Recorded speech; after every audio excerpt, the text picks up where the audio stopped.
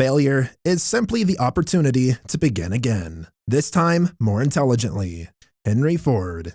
Ford understood this on a deep level as he experienced hindrances and failures from an early age that continued into adulthood and shaped who he was. It became a crystallized mindset that would eventually spur him into success. He was born a poor farmer boy in 1863 in Springwells Township, Michigan. He only had an 8th grade formal education. To get experience in machinery, he tinkered around, first with a watch his dad gave him, and then later with the steam engine on his father's farm. He would eventually go on to become more than proficient in both, and would attain jobs as a jeweler and later a steam repairman at the Westinghouse Agricultural Engine Company. His mother died when he was 15 years of age. When that happened, he abruptly left the farm in search of a new direction. Yet this new direction got sidetracked when he got fired from his first job at the Michigan Car Company just 6 days after he was hired, and was forced to return home. When he did gain employment, Ford had a hard time making ends meet. He took up both a day job and a night job, working on the Detroit Dry Dock Company for around $2.50 a week, and as a jeweler for $3 a week repairing watches. He had dreams of building a business around his love of machinery, but he lacked any business acumen. This limitation spurred him to enroll in Goldsmith, Bryant and Stratton Business University in Detroit, where he took classes in bookkeeping, mechanical drawing, and general business practices. He also lacked knowledge about gas engines, primarily because they were new and were sparked by electricity, an area he knew nothing about. To overcome this, he took a night job with Edison Illumination Company in 1891 with a salary of around $40 a month, primarily in charge of maintaining and fixing the company's steam engine. Eventually, he got promoted to chief engineer, earning a whopping $100 a month. He used any free time to his advantage, working on his first horseless carriage called the quadricycle, which came to fruition in 1896 and was powered by a gas engine. It was crude, could not go in reverse, and had no cooling system, but he successfully sold it for $200. He reinvested and eventually built his first company called the Detroit Automotive Company in 1899. Unfortunately, this business failed after only a year due to conflicting visions between Ford and his investors, and delays due to parts belonging to different companies. Only 20 cars were made for the entire year.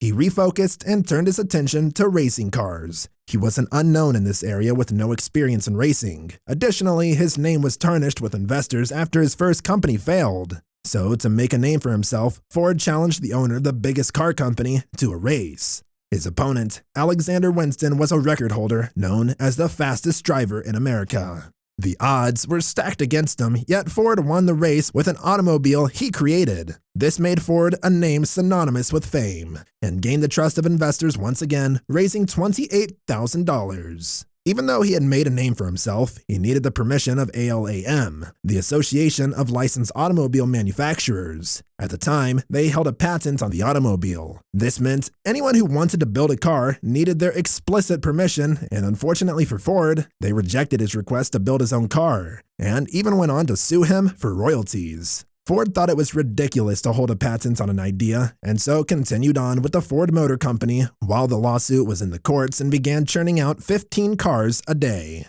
He eventually won the lawsuit, a win that allowed the automobile to belong to everyone, making his name, in the eyes of the public, synonymous with that of a hero. Ford wanted to build automobiles for the common man in an era where automobiles were expensive and only for the rich. To accomplish this, he perfected the assembly line and completed revolutionized mass production, allowing for cars to be assembled 8 times faster in only 1 hour and a half versus the usual 12 hours. Eventually, his Model T car would drop to only $360 per unit, with sales reaching around $500,000. By the mid-1920s, the small farmer boy's net worth was estimated around $1.2 billion today, and was known as the man who completely revolutionized the automobile industry and other businesses alike with his take on the assembly line and mass manufacturing. His success with this led to the standardized 5-day work week and livable wages for factory workers. Soon, other companies like Harley-Davidson's motorcycles, Hershey's chocolate,